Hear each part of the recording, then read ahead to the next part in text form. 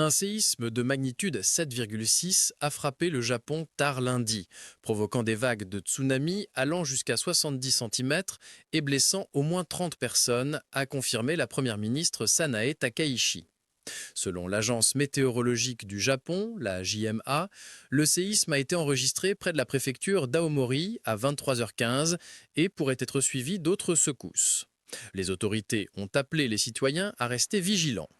L'agence de gestion des incendies des catastrophes a ordonné l'évacuation de 28 000 personnes. Une personne a été grièvement blessée à Hokkaido.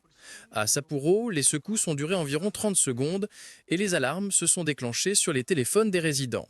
Les images montraient des vitres brisées et des dommages infrastructurels. Quand le séisme s'est produit, nous sommes sortis avec les enfants dans les bras, a déclaré Daiki Shimohata de Ashikami, se remémorant la catastrophe de 2011 à Fukushima. À Aomori, 2700 foyers ont été privés d'électricité et des incendies ont été signalés.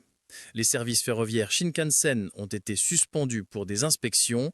Tohoku Electric Power a déclaré que les centrales de Higashidori et Onagawa n'avaient pas d'anomalie.